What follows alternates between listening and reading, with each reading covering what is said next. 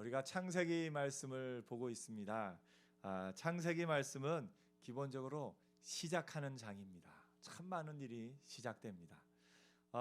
아담 에덴 동산도 시작됐었는데 아담 인류의 조상 아담도 시작되고요.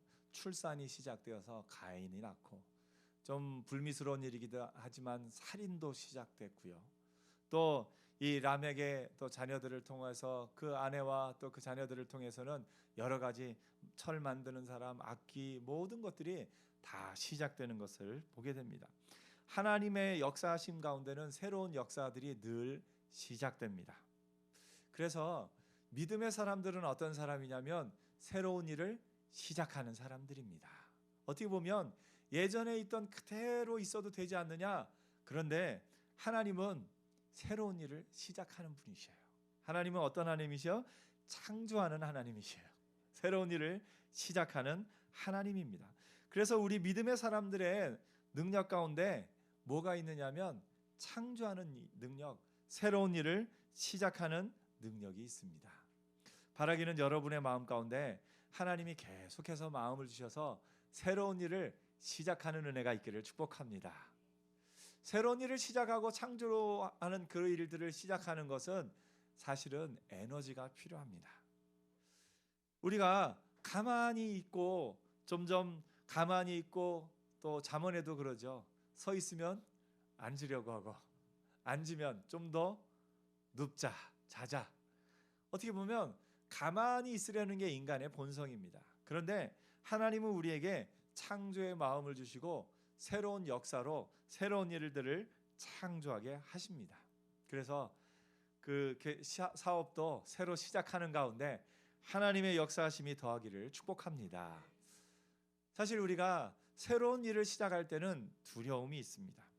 새로운 일을 시작할 때는 처음부터 그 끝이 보이지는 않습니다. 하지만 그 끝을 보는 것이 믿음입니다. 그렇기 때문에 믿음이 있는 사람은 새로운 일을 시작할 수가 있습니다. 사실 아까 기도할 때도 말씀드렸습니다만 야곱이 그 베델에서 돌베개 베고 잤던 그곳에서 예배의 제단을 쌓을 때 그 이후에 그곳이 예배의 처소가 될 것을 그가 알았을까요? 아마 쉽지 않았을 겁니다. 아무것도 보이는 것이 없는 그 황량한 것에 돌베개를 베고 잤습니다. 하지만 그곳에서 하나님을 높이는 예배가 점점 더 또 그 지경이 넓혀가고 이스라엘의 중심지가 되었던 것을 우리가 또 기억합니다.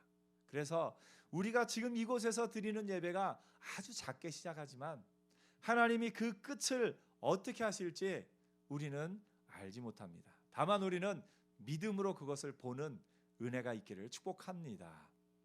우리의 믿음의 눈은 참 작아서 바로 앞만 보고서 실망하기도 하고 낭망하기도 합니다.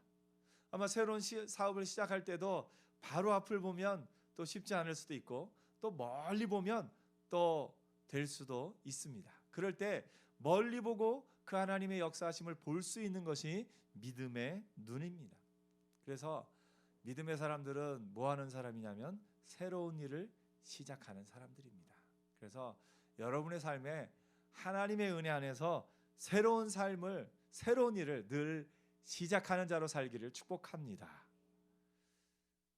어떻게 보면 믿음이 없으면 변화도 없이 그냥 그대로 있기를 바라는 마음이 사람들에게 있을 수 있습니다. 하지만 믿음의 사람들은 오늘 하나님 앞에서 나를 돌아보고 하나님 앞에서 내가 또 새로운 일을 시작하고 또 새로운 일을 시작하고 새로운 일을 도전하고 나아가는 사람들이 믿음의 사람인 것을 보게 됩니다. 그냥 나가면 그냥 나가지만 믿음으로 나갈 때는 하나님이 책임져 주십니다. 여러분의 믿음의 발걸음에 하나님의 은혜와 하나님의 풍성케 하시는 흥왕케 하시는 역사하심이 함께 하시기를 축복합니다. 특별히 학생 때는 또 새로운 일을 많이 시작하죠. 새로운 공부도 시작하고 새로운 꿈도 이루고 여러 일들을 시작할 터인데 시작하는 것을 두려워하거나 주저하지 않고 또 그 결과를 하나님 앞에 내어 맡기고 담대하게 모든 일을 시작하는 우리 복된 학생들 되기를 축복합니다. 하나님은 어떤 하나님이요? 시작하게 하시는 하나님. 그래서 우리가 악한 일을 시작하면 안 돼요. 악한 일을 시작하면 안 되고 하나님 주신 은혜 안에서 믿음으로 또 찬양하는 일을 시작하고 또 믿음으로 예배하는 일을 시작하고 믿음으로 창조하는 일을 시작하는 은혜가 있기를 축복합니다. 오늘 창세기 4장에는 또 특별히 제사의 시작이 나옵니다. 제사의 시작은 뭐냐면 하나님 앞에 예배, 제사를 드렸다라는 겁니다. 가인은 그 땅의 소산으로 제물을 삼아 여호와께 드렸고 아벨은 자기도 양의 첫 새끼와 그 기름으로 드렸습니다. 그런데 놀랍게도 하나님이 가인과 그 제사는 받지 않으셨는데 아벨과 그의 제사는 받으셨습니다. 어떻게 된 일일까요? 어떻게 된 일일까요? 우리가 이것을 살펴볼 때 혹 예전에는 이 해석을 또 뒤에 나온 어떤 제사법을 가지고 아벨은 양을 잡아서 제사를 드렸기 때문에 받으시고 또 가인은 땅의 소산으로 제물을 드렸기 때문에 그렇지 않다 이렇게 가르치기도 했었는데 하나님이 나중에 가르쳐 주신 법으로 앞에 사람을 정죄하지는 않으실 겁니다. 우리 법에도 법률 불소급의 원칙이 있죠. 예. 그런 것처럼 이 둘의 문제는 어떤 것으로 제물을 드렸느냐가 아닙니다. 우리가 보다 주목해서 봐야 될 것은 뭐냐면 그냥 제물만 얘기한 게 아니라 뭘 함께 얘기하냐면 아벨과 그의 제물, 가인과 그의 제물. 다시 말해서 제물과 그의 삶은 떨어질래야 떨어질 수 없다라는 겁니다. 그래서 우리의 드리는 제사는 그 예배는 우리의 삶과 이어져 있습니다. 오늘 여러분의 삶과 여러분의 지금 드리는 예배는 이어져 있습니다. 더 나아가서 아벨과 그 제물을 받으셨다라는 이 단어가 원어로 보면 샤아크라는 동사인데 보다라는 의미가 들어가 있습니다. 그래서 가인과 그의 제물은 안 보신 거예요. 아벨과 그의 제사는 보신 거예요. 보고 기뻐하신 거예요. 오늘 우리의 삶이 하나님 앞에서 하나님이 보실 만한 삶을 살면 하나님이 여러분과 여러분의 예배를 보십니다. 그런데 하나님이 우리의 삶을 보기 때문에 우리의 삶과 우리의 예배를 보고 고개를 돌리실 때가 있다라는 겁니다. 오늘 신약에 와서는 그 예배를 뭐라고 말하냐면 영과 진리로 예배할 때가 오나니라고 예수님이 가르쳐 주십니다. 영과 진리로 예배한다는 것은 뭡니까? 어떤 장소, 그 우물가의 여인은 어떤 장소에 가느냐, 이 산에 가야 되느냐 저 산에 가야 되느냐 물었는데 예수님은 대답하십니다. 어떤 장소가 중요한 것이 아니라 무엇로요? 영과 진리로 예배를 드리라. 오늘 이것을 바울은 또 뭐라고 얘기합니까? 로마서 12장에 그러므로 너희 삶을 거룩한 산제사로 드리라. 이 말도 이어져 있습니다. 우리의 삶과 우리의 제사가 함께 간다는 겁니다. 제사는 원래 죽어야지 제사가 되는데 살아있는 제사라는 것은 우리의 삶이 곧 제사가 된다라는 것을 말하고 있습니다. 그래서 조금 쉬운 말로 바꾸면 예배는 뭐냐면 하나님이 보실 만한 삶을 사는 것, 그것 자체가 예배입니다.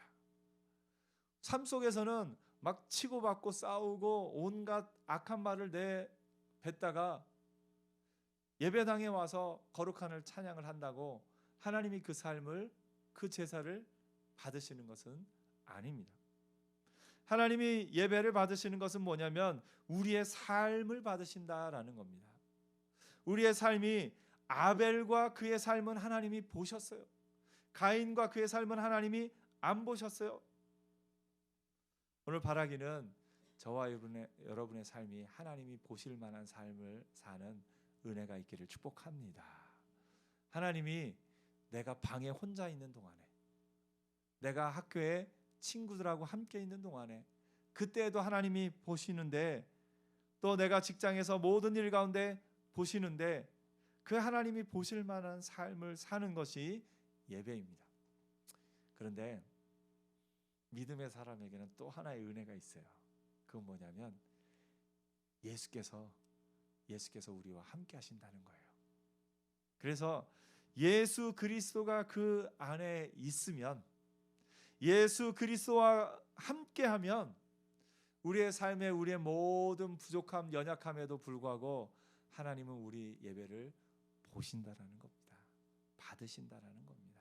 그래서 우리가 특별히 연약할 때, 내가 잘 살고 그랬을 때가 아니라 내가 연약하고 실수하고 또 그런 어떤 모습이 있을 때 더욱 예수 이름을 의지해서 하나님 앞에 나오는 은혜가 있기를 축복합니다.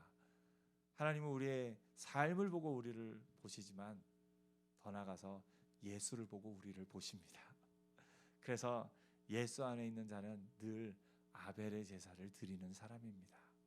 내가 지금 나 자신을 돌아볼 때 혹 연약함이 있더라도 예수의 이름을 의지해서 여전히 아벨의 제사를 드리는 저와 여러분 되기를 축복합니다.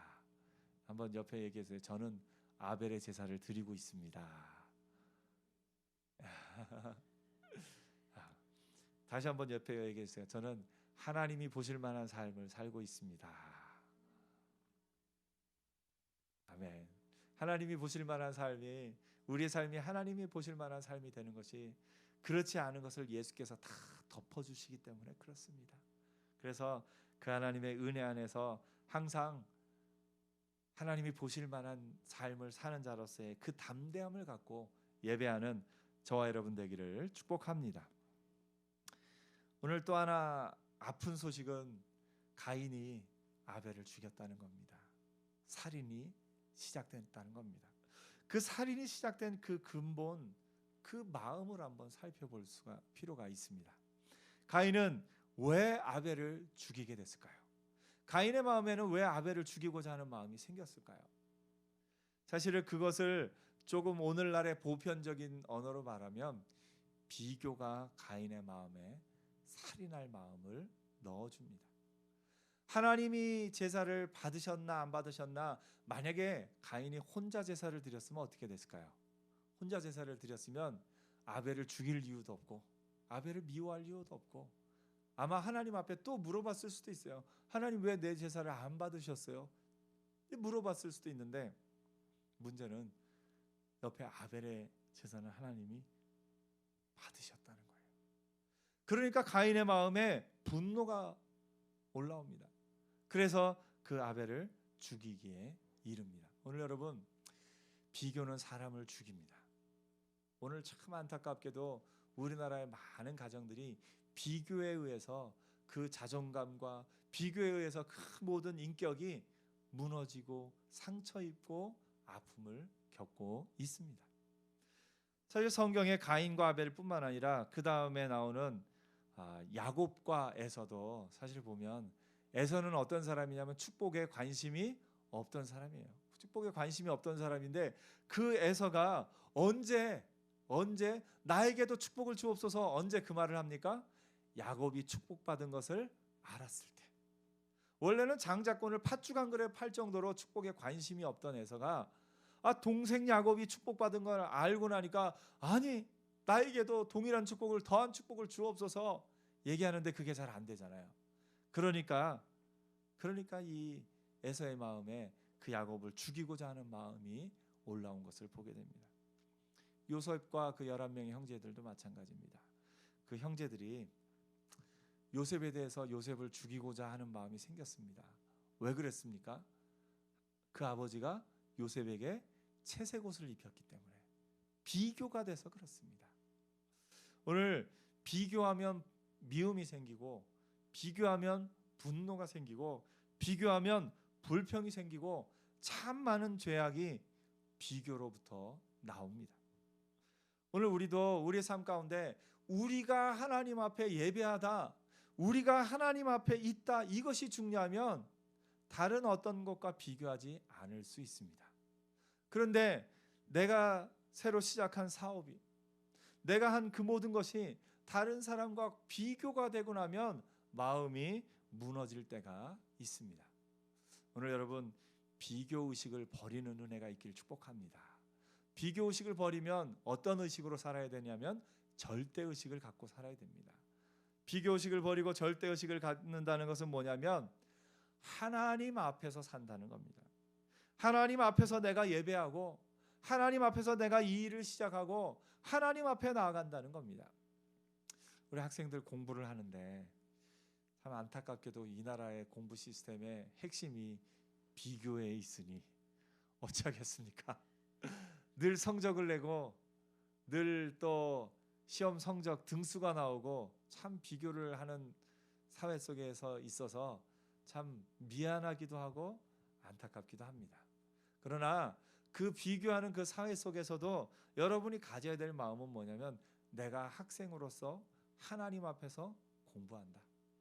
내가 지금 새로운 것을 배우는 목적은 뭐냐면 내가 이것을 배움으로써 내 능력을 키워서 나중에 더 많은 사람에게 나눠주고 베풀고 도와주고 살리기 위해서 내가 지금 공부한다. 그 마음을 갖고 공부하는 은혜가 있기를 축복합니다.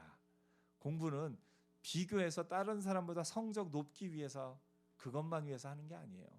그것이 아니라 내가 하나님 앞에서 공부한다. 내가 하나님 앞에 공부해서 이 공부를 통해서 내 능력을 키워서 내가 큰 사람이 되어서 내가 하나님 앞에 쓰임받는 사람이 되어서 나보다 더 연약한 많은 사람을 도와주며 살겠다. 그 마음으로 하는 은혜가 있기를 축복합니다. 사실 공부도 그렇지만 사업도 참 많은 비교의 대상들이 있죠. 또 어떤 새로운 일을 시작하면 늘 비교해야 되는 게 우리의 일 가운데 하나이기도 합니다. 물론 비교하는 것을 통해서 더 어떻게 하면 더 좋을까 이것을 발견하기 위해서라면 비교를 열심히 해야 됩니다. 그러나 비교로 인해서 얻는 낭망, 비교로 인해서 얻는 절망, 이건 하나님이 주시는 마음이 아닙니다. 더 나아지기 위해서 비교를 하지만 비교로 인해서 낭망하거나 낙심하거나 포기하거나 좌절하지 않는 은혜가 있기를 축복합니다.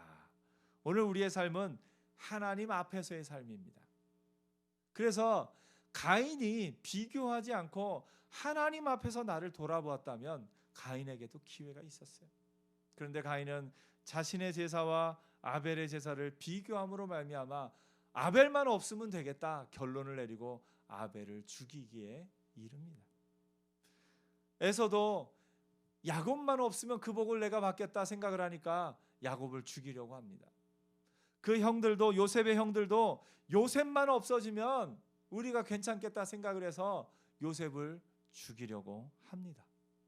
오늘 참 많은 사람들이 비교에 의해서 다른 사람을 죽이고 비교에 의해서 자기 자신의 마음을 죽이기도 합니다. 하나님의 은혜 안에서 누워 잘 수 있는 집이 있으면 참 감사하죠. 그런데 더 넓은 집, 더 좋은 곳에 있는 다른 사람의 집 비교하는 순간 우리 집이 초라해 보일 수도 있습니다. 어떻게 보면 차도 내가 타고 다니는 차가 참 좋다라고 생각을 하는데 더 나은 차를 보면 내 차가 초라해 보이기도 합니다. 오늘 여러분 다른 사람과 나의 어떤 학력이나 외모나 또 모든 것을 비교하지 않고 하나님이 내게 주신 것으로 기뻐하며 감사하며 살 수 있는 은혜가 있기를 축복합니다. 그래서 부모님도 하나님 앞에 감사하고 자녀들도 하나님 앞에 감사하고 제가 제 아내하고 기도하면서 안 하려고 굉장히 노력하는 것 가운데 하나가 우리의 자녀들을 다른 집 자녀들과 비교하지 않는 겁니다. 다른 집 아들은 다른 집 딸은 이렇게 하는데 너네는 왜 그러냐 이 말을 안 하려고 굉장히 했습니다. 또 아이들 스스로도 너 첫째는 하는데 둘째는 왜 그러니 둘째는 하는데 셋째는 왜 그러니 이런 말을 안 하려고 굉장히 노력하고 있습니다. 둘 사이에 대화를 하면서도 다른 집 남편들은 다른 집 아내들은 이런 말을 안 하려고 굉장히 노력하고 있습니다. 비교하는 것이 아니라 하나님이 우리에게 주신 유일한 아들로서 하나님이 우리에게 주신 유일한 딸로서 또 하나님이 내게 주신 유일한 아내로서 하나님이 내게 주신 유일한 남편으로서 하나님이 내게 주신 그 모든 것들을 하나님 앞에서 기뻐하며 감사하며 사는 은혜가 있기를 축복합니다. 비교 의식을 버리고 절대 의식을 갖는 것. 내가 하는 기업과 내가 하는 일과 내가 다니는 직장과 내가 하고 있는 모든 일 가운데 하나님이 내게 이 일을 주셔서 내가 이 일을 기쁨으로 한다. 그것이 첫 번째가 되기를 소원합니다. 다른 사람과 비교해서 내 외모를, 내 눈을, 내 얼굴을, 내 코를 비교하는 것이 아니라 하나님이 내게 주신 것으로서 기뻐하고 감사하며 나가는 은혜가 있기를 축복합니다. 오늘 우리가 이 가인을 살펴봤는데요. 가인에게 한 가지만 더 살펴보겠습니다. 우리 말씀 가운데 가인이 성을 쌓았다 이런 말씀이 있습니다. 어디에 나오냐면 16절 17절 말씀에 나옵니다. 창세기 4장 16절 17절 말씀인데요. 우리 같이 한번 읽어볼까요? 16절 17절입니다. 시작. 가인이 여호와 앞을 떠나서 에덴 동쪽 놋 땅에 거주하더니 아내와 동침함에 그가 임신하여 에녹을 낳은지라. 가인이 성을 쌓고 그의 아들의 이름으로 성을 이름하여 에녹이라 하니라. 여기서 에녹은 우리가 잘 알고 있는 그 에녹은 아니에요. 그 에녹은 뒤에 나오는 에녹이고 가인의 아들이 에녹입니다. 여기서 가인이 처음으로 성을 쌓은 것을 보게 됩니다. 성을 쌓았다는 것의 의미는 처음으로 성 쌓은 사람이 가인이에요. 그런데 그 성을 쌓은 첫 번째 의미는 그렇게 좋지는 않습니다. 왜냐하면 가인이 아벨을 죽인 다음에 두려워해서 아이고 이제 내가 아벨을 죽였듯이 다른 사람이 우리 부모가 혹은 또 다른 사람이 나를 죽이면 어떡하나 하는 그런 두려움이 생겼습니다. 저 동물이 나를 죽이면 어떡하나, 내가 아벨을 죽일 수 있었던 것처럼 저 동물들이 나를 죽일 수도 있는데 어떡하나 하는 그런 두려움이 가인에게 있습니다. 그럴 때 하나님이 가인에게 너를 죽이는 자는 벌을 7배나 받으리라. 이 얘기는 뭐냐면 내가 너를 보호해 주겠다. 너를 죽이는 사람 죽이기가 쉽지 않도록 내가 너를 보호해 주겠다. 이렇게 말씀하고 계신 겁니다. 그런데 가인이 그 하나님의 보호하심을 못 믿었어요. 그래서 뭘 쌓았습니까? 성을 쌓았습니다. 성은 뭐냐면 하나님 없이 내가 나를 보호하려는 인간들의 노력이 성입니다. 창세기에 또 다른 유명한 성 나오죠. 그 탑이라고도 이름하죠. 뭐죠? 바벨탑. 바벨탑도 그 근본적인 의미가 뭡니까? 하나님 앞에서 하나님 없이 우리가 우리의 이름을 높이고 하늘에게까지 이르자. 이것이 성을 쌓는 인간들의 그 본성적인 마음입니다. 하나님의 나라는 하나님의 나라, 국민과 주권과 영토가 하나님에게 있는 하나님의 나라가 에덴 동산에서 시작됐는데 가인은 하나님 없이 살려고 하는 성을 쌓습니다. 그것이 바벨탑으로 이어지고요. 그것이 아브라함 때 죄악된 성, 무슨 성입니까? 소돔과 고모라로 이어집니다. 그러고 나서 구약에 참 많은 성들, 바벨론을 비롯한 니느웨를 비롯한 참 많은 성들이 죄악의 상징입니다. 하나님 없이 인간이 스스로를 보호하고 하나님 없이 살려는 그 노력이, 인간들의 노력이 성으로 표현됩니다. 여러분만의 성을 쌓지 않기를 축복합니다. 내가 이거 있으면 하나님 없이도 살겠다. 내가 이거 있으면 하나님 없이도 내가 할 수 있다. 이렇게 생각하고 있는 것들이 있다면 그 성을 허물어 버리는 은혜 있기를 축복합니다.